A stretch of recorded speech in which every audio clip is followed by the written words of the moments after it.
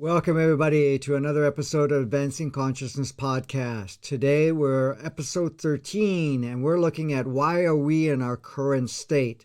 Now, this goes on two levels. Why are we in our current state personally, in our own lives, and why are we in our current state globally? So stay tuned as we unravel and unwrap that today.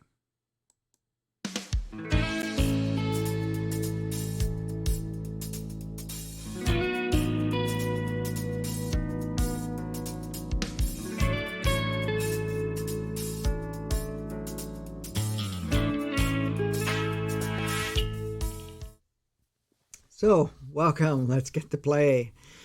So, in this episode, we're looking at how are we in our current state? And it's a big question for a lot of people. How do we get here? How do we get here? How do we get into our particular life stream in this way? Why is my life this way? And why is the world this way? How did we get here? Well, we have to understand we're on a playground and we are in physical form. Now, the physical form is a holographic expression, absolute. It is made up of different spectrums of light and codes and energy, which is still from the field. But to go beyond that. Okay, so we are adopting, utilizing, expressing ourselves in what we call physical form at this time. We're on what looks like a planet that is also considered physical form, and here we are playing. So how did we get where we are? Well, let's look at it personally first. So how did we get where we are right now? Why is our current situation the way it is? Well, what led to it? Did we make a mistake? Well, if you've listened to other episodes, absolutely not. There are no mistakes. Was it purposely designed that way? Yes. Very much so, possibly not consciously, and possibly, I would say possibly very loosely because it's the case in most cases. Anyways, the ego has kind of projected otherwise, that we are here because of all of these circumstances and situations that played out in our life, the choices we made. We didn't play the game how it was supposed to be played. You messed up, you failed, or you did this, or you did absolutely fantastic on one way, but maybe you're not where you want to be at this point in time. So what led us where we are today?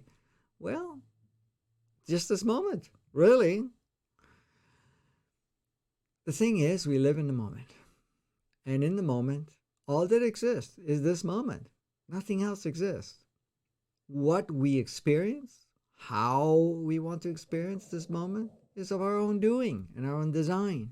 Not by error, by focus, direction, and what we believe needs to be a certain way. Yes, absolutely. So if you're looking at your life and saying, you know something? Either I love it, I hate it, or in between.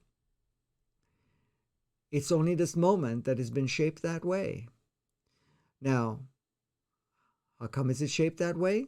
Well, how much focus are we putting in the past, or what we've adopted as an idea, what we've picked up from the collective, from the mainstream, from education, from our experiences, our choices, our interactions, our family dynamics, whatever. That's the first part. Yeah, so we've taken all of that. And, along the way, we made choices, we directed. Of course, you can't make an error in your choices. You can make choices that maybe at the time was your higher preference, or you may have felt that you did not have a choice. And that's a preference too. And that is a choice also, a choice of not having a choice, or the idea of not having a choice. So here you are. You are on your journey of your life, and you make choices. You take certain paths. You feel inclination within to go one way, and then you may follow another part, and so forth. But anyways, regardless, every part of you is, okay, let's see where this goes. Not only where it goes, let's learn from it. Let's experience it. Yeah, we want to understand the human experience. We want to play the game. So let's go full out and let's play the human game. Now, regardless that it's not the natural game and it was an imposed game that we've adopted and played up to this point in time. That's okay too. But at the same time, the only reason that we are in our current situation now, in our own or current state right now, for some reason we still feel to some degree or another that it's important to do so. And you may think, what do you mean? I don't feel it's important to be where I am now. Well, if it wasn't important, if it wasn't something that you are still focusing on choosing and so forth, it wouldn't be. Now, some of the choices are because we're still reflecting on the past and we still have a judgment and label or something of that nature or definition around it. And we're using that as our material or sources to create what we are experiencing physically right now. You could say that, absolutely, you can. And you can see all of that as is. But at the same time, why are you in your current state now? What are you telling yourself? What are you sharing with yourself? What you're still reflecting or re-experiencing and recreating within yourself? Because you say, okay, let me look at my life. Let me write down what I'm looking at in my life. And if you have an idea that you failed, yeah, you want to acknowledge that you have that idea, which is just that, an idea. The idea may be just yours, but that idea wouldn't even exist if it was not conditioned and programmed within you, and you've adopted those ideas and so forth. Doesn't matter who told you, if it's family, if it's education, if it's the media, if it's your friends, environment, partners, whoever, it doesn't matter. It doesn't matter who said it. We adopted it. We have to adopt it for us to experience it. We have to adopt it to utilize it. So if that's playing out and say, oh, okay, it's playing out. All right, maybe I don't resonate with it anymore, but why is it still active? Why am I still putting focus on that? Why am I still using that as part of my building material? So you want to look at those things and you want to say, okay, how is it still serving me? I didn't reach saturation yet. Maybe I wanted to experience another dynamics around that. Maybe I wanted to dive deeper into that. I mean, these are questions to ask yourself and write down so that you could actually see why it's still there, why you're still utilizing it. Because you have the freedom to support something or drop it at any point in time. It doesn't matter if it's an idea. It does not matter if it's a perception. It doesn't matter if it's a belief. It doesn't matter if it's hearsay by others, by the media, by the collective, or anything of that nature. It does not matter. None of that matters. What matters is I've chosen to use it. I have the freedom to unchoose at any point in time. I have the freedom to redesign it at any point in time. I have the freedom to support it or not. And that's it. By reminding yourself that, look at, okay, am I going to support it? It doesn't matter how traumatic it was. It doesn't matter what happened or didn't happen in your life. It doesn't matter. Really doesn't matter. What matters is how we've labeled it, define it, see it, and how much we continue to carry it into this current moment. Because like I said, there is only this moment. Many people have realized that. Many people have shared the same thing. The past is just a memory. The past is a sequence of experiences in different states of consciousness and different frequencies and with different playmates. Along the way, we may have defined it, labeled it, adopted ideas, concepts, belief systems, or whatever. But that's all it is. It's like a bin with all of that stuff in it, and we either let the bin go or we use bits and pieces of the bin. So many people, all of us, to some degree or another, use bits and pieces of that bin, of whatever is in there. It's your past. The moment you bring the past here, you're reconstructing it. Even the memory has to be reconstructed because it's just a memory.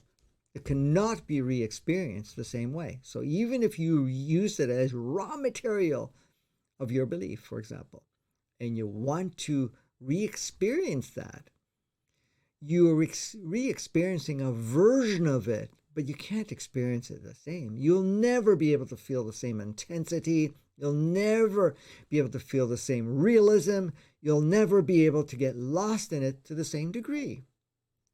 Yeah, you could say, well, it seems that way that I'm getting lost in it, but it's just a different version of it that still has some power around that. That's all. So the past does not exist. A sequence of experiences exists. Labels that the artificial intelligence we call the ego may have labeled, what others assisted us to label, but that's all it is. It's nothing. It was a journey. It's one ride after another. Yes, we may turn around and say, well, that was a good ride or a bad ride, but that was just a ride. Even the polarization and the labeling and the judging of good, bad, right, wrong, it's just that. It's a concept. It's an idea. Because when we come on the planet, we know fully and completely, and you know from the very core that this is just a playground, that you are in a physical representation on this playground. Whatever you experience is just that, an experience. There is no good experience or bad experience. If you remember any of your incarnation, you may have played a negative role, you may have played a positive role, you may have played, something under tremendous amount of pain or something with complete pleasure or whatever it is. But each one was just an experience. Do I have to drag it on and so forth? No, the only reason your past life comes up is so for you to revisit it so that you can actually wrap it up. But a lot of the wrapping up is happening anyways, energetically through your experiences.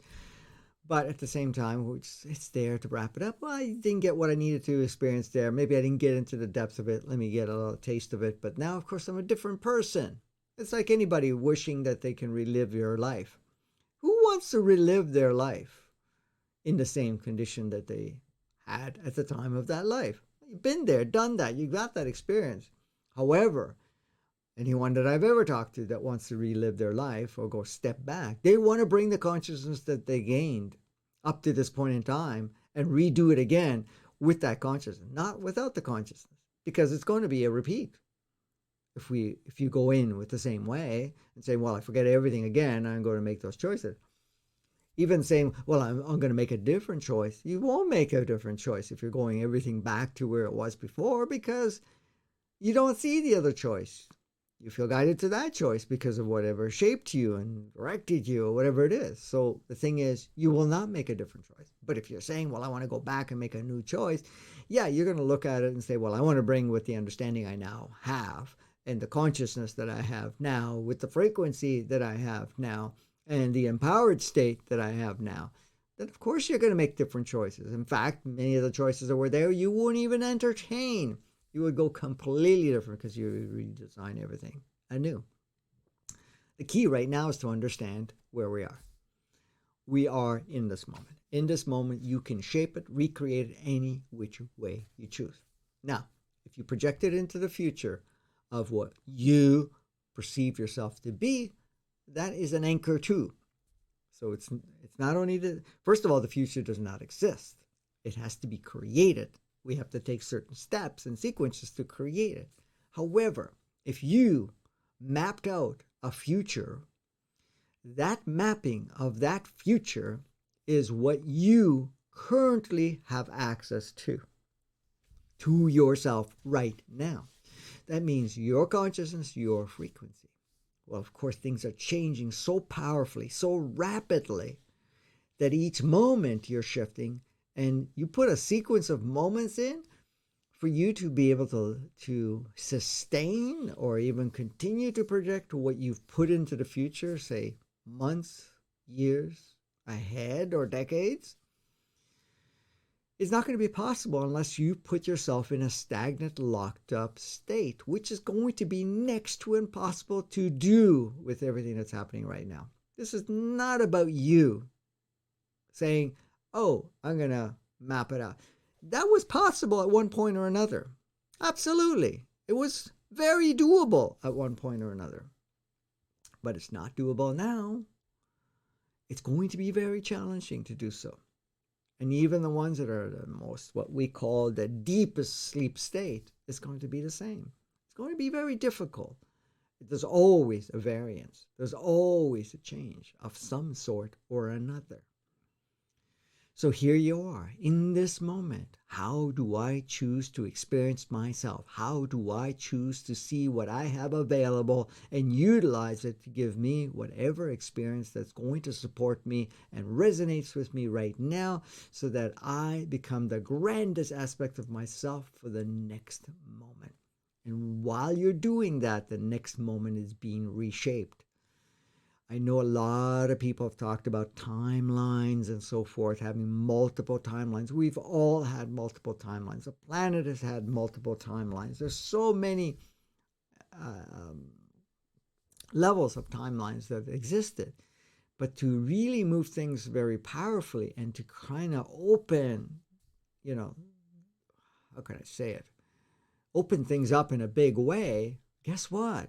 You can't have a fixed timeline with certain things plugged in, and depending on us changing our frequency or direction for us to be able to experience that timeline, that was not conducive to what we have agreed to do, and that is to advance in a very powerful way, more than ever imaginable up to this point. We're right now accelerating every part of our own personal state and consciousness and also the collective. We're changing ourselves. We're going through a major transformation.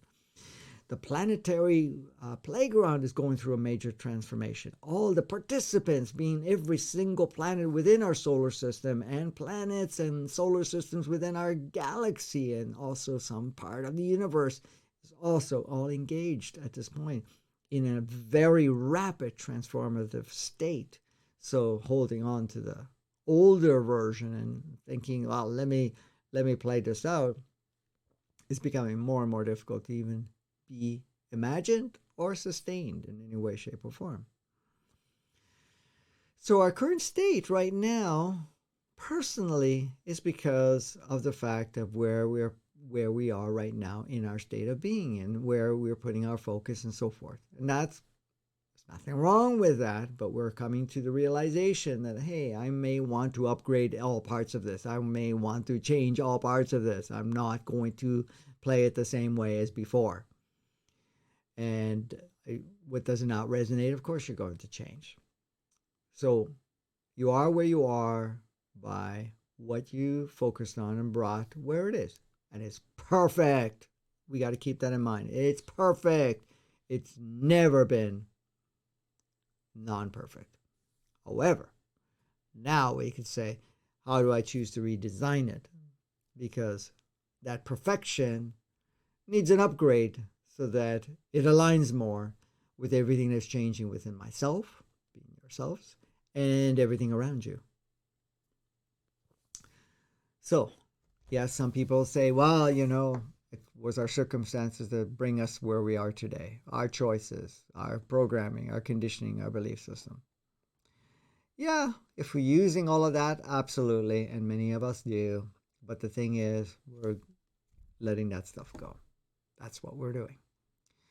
Now, when it comes to the collective, when we're looking at the worldscape, how do we get to this current situation? How are we in this current state? Well, let's take a look at that. Let's take a look, truly take a look at that. What is the playground Earth reflecting? What is it providing us? How is it being shaped?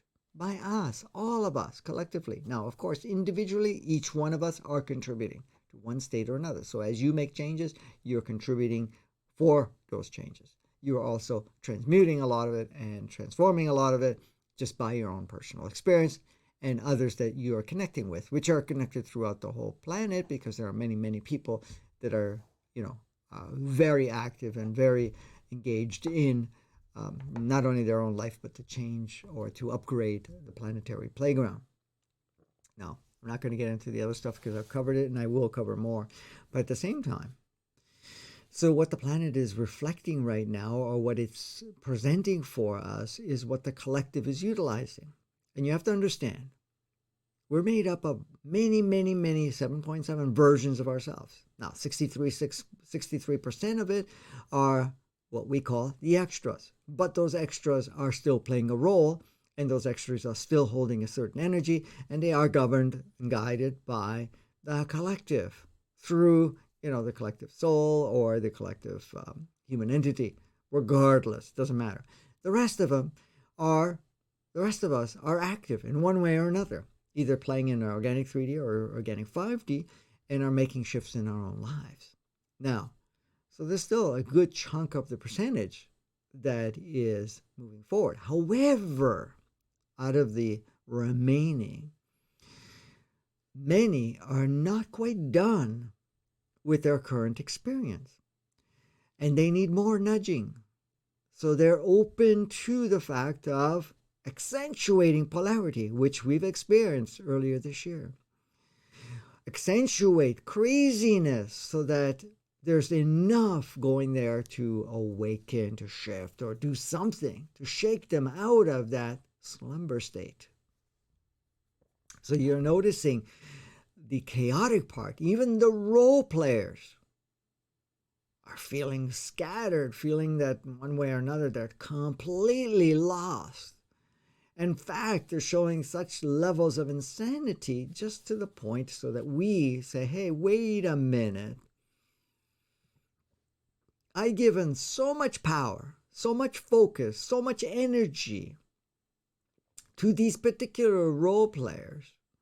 And I am now realizing that they're not adequate to reflect who I am. And so that we step into the empowered state, instead of sitting back and waiting for the screen to change around us, because many have done that, majority actually, and also the majority have given a lot of power to certain individuals, certain perceived authority groups and so forth, feeling that, hey, they know better and they can tell us how to live life or anything of that nature. Starting to come to the realization, hey, wait a minute, why am I giving power to that? First of all, it's not reflecting anywhere close to who I am, how I choose to see the world, how I choose to express and experience. And in fact, they're accentuating more limitation, more craziness, more polarization. Why would I want to do that? So then we step into a more empowered state and say, okay, how do we want to redesign this playground so that it matches not only the frequency that are coming in from the galaxy, from the solar system, but from ourselves and the consciousness that we are reactivating within ourselves, so that we create a world that is harmonic, balanced, and full resonance to who we are. There's going to be a lot of souls and other physicalities that are going to feel out of alignment as we're going through, and they may choose to leave, and many may. And that many already have made some form of an agreement to leave, others to exchange, and whatever. I'm not going to get into those details right now. So, our current state is reflecting opportunities for us to advance, even the ones that say, hey, I'm awake or awoken or whatever they want to call it. I'm seeing behind the scenes, and I'm also noticing, how the game is played. That does not mean they're free yet. Does not mean they're not looking and still being heavily conditioned in their response and the way they see things.